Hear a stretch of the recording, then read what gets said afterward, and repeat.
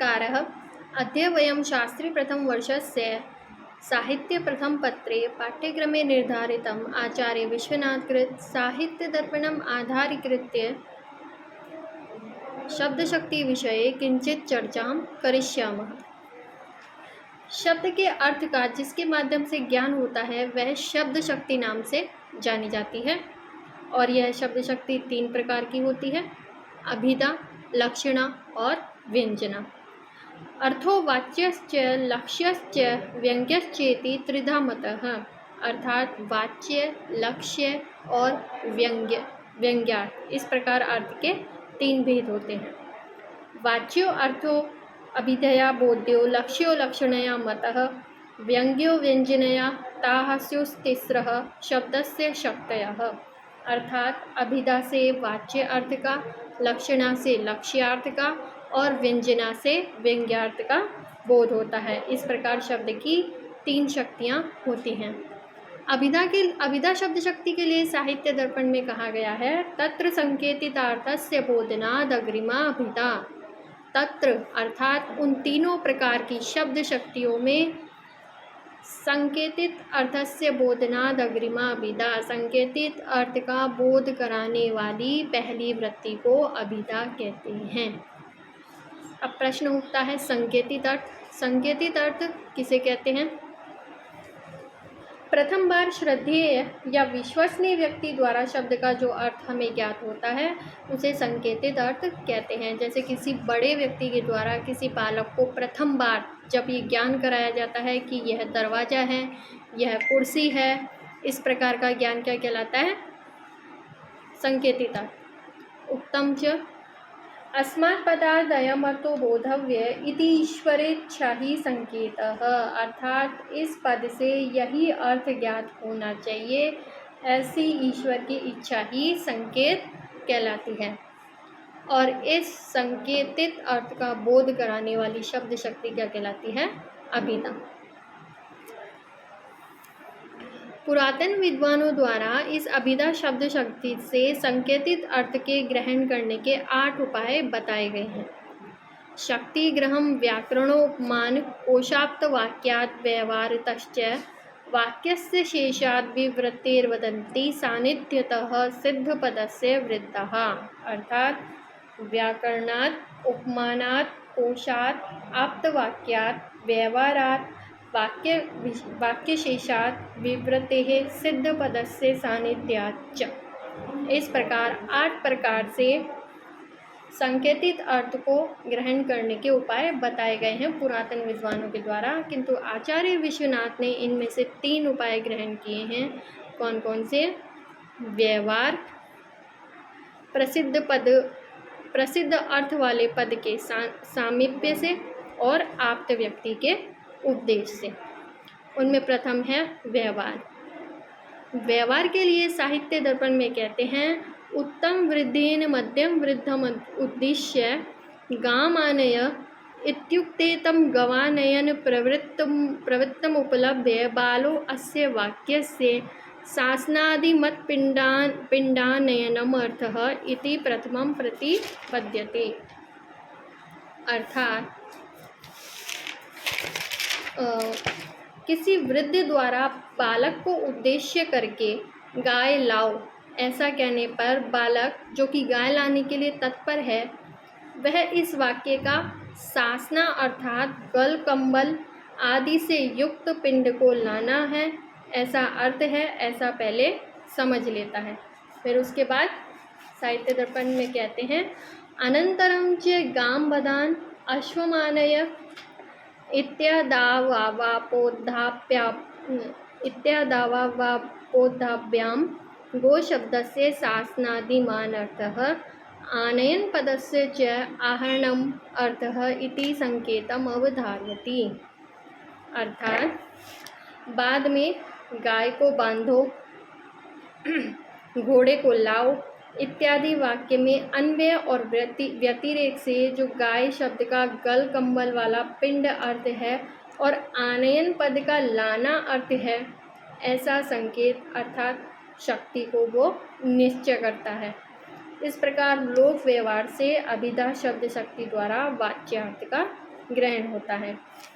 दूसरा है प्रसिद्ध अर्थ वाले पद की समीपता से। अब यहाँ पर प्रसिद्ध अर्थ मतलब प्रसिद्ध अर्थ अर्थात जिसका अर्थ हमें पहले से ज्ञात है, उस पद की समीपता से अज्ञात अर्थ का ज्ञान होना। जैसे इह प्रभिन्न कमलोदरे मधुनि मधुकरः पिबति। यहाँ पर कमल शब्द का अर्थ हमें पहले से ज्ञात है, ठीक है, जिसकी समीपता से मधुकर शब्द का अर्थ यहाँ पर भ्रमर लिया जाता है। इस प्रकार इसका संपूर्ण अर्थ क्या हुआ?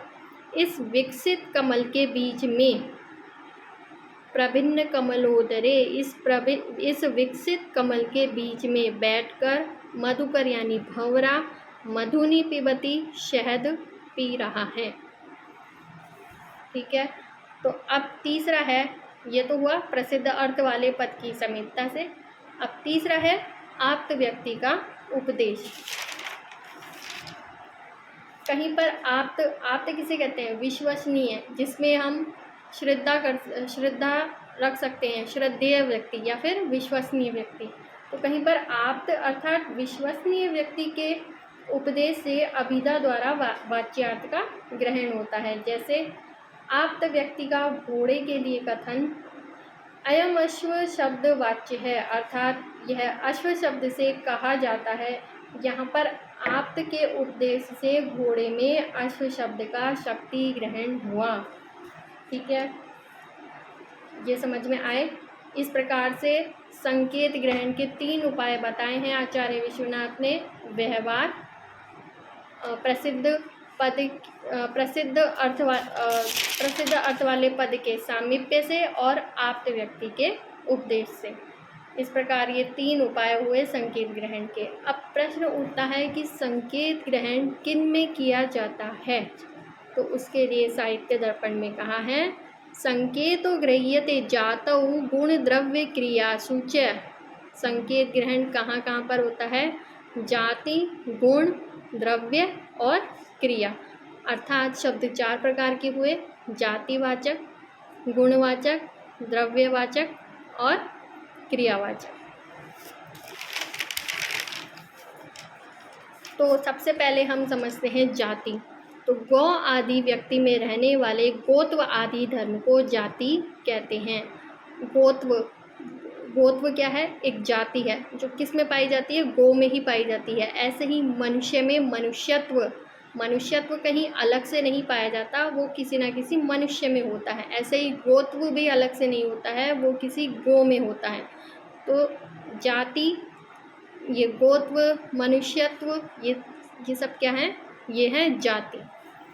दूसरा है गुण।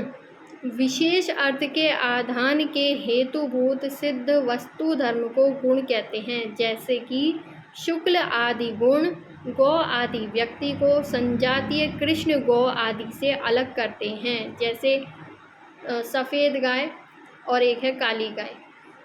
सफ़ेद गाय एक गाय है गाली, एक गाय है काली और एक गाय है सफ़ेद। तो एक गाय का सफ़ेद रंग उसको दूसरी गाय से अलग करता है, काली गाय से उसको अलग करता है। तो यहाँ पे ये जो सफ़ेद, काला, ये सब क्या है? गुण। ठीक है, अतः शुक्ल, नील आदि वस्तु के सिद्ध धर्म गुण हैं। तीसरा है द्रव्य। एक व्यक्ति के वाचक हरि, हर, डित्त और डवित्त आदि द्रव्य क्या है? शब्द आदि द्रव्य शब्द हैं। इनसे एक ही व्यक्ति का बोध होता है। ठीक है, अब है कोट क्रियावाचक। साध्य, पाक आदि वस्तु धर्मों को क्रिया कहते हैं। जैसे जाता हुआ बालक, दौड़ता हुआ बालक, इस प्रकार से क्रिया के द्वारा भी संकेत ग्रहण होता है। तो ये 4 प्रकार के शब्द हुए, जाति, गुण, द्रव्य। द्रव्य में क्या आता है? नाम वगैरह। तो 4 प्रकार के शब्द हुए, जाति, गुण, द्रव्य और क्रिया। इन चारों में ही संकेत ग्रहण किया जाता है, किसी व्यक्ति में नहीं। एषु एव हि व्यक्तिरूपादिषु संकेतो गृह्यते न व्यक्तौ। अर्थात व्यक्ति की इन 4 उपाधियों में संकेत का ग्रहण होता है, न कि व्यक्ति में। क्यों? व्यक्ति में क्यों नहीं किया जा सकता? तो साहित्य दर्पण में कहते हैं अनंत्य व्यभिचार दोषापातात्, अर्थात यदि सकल व्यक्तियों में संकेत ग्रह होगा तो व्यक्तियों के अनंत्य से अनंत्य दोष होगा। ठीक है, अनंतता का दोष होगा। अगर किसी व्यक्ति में ही संकेत ग्रह होगा तो व्यक्ति तो अनेक हैं, तो उनमें अनंतता का दोष रह जाएगा। इसलिए व्यक्ति में संकेत ग्रह नहीं होता है। इन चारों जाति, गुण, क्रिया, द्रव्य, इनमें संकेत ग्रह किया जाता है। किसी व्यक्ति में संकेत ग्रह करें तो उससे इतर व्यक्तियों में अप्रसक्ति होने से व्यभिचार होगा। अतः व्यक्ति की 4 उपाधियों में ही संकेत का ग्रहण होता है, व्यक्ति में नहीं।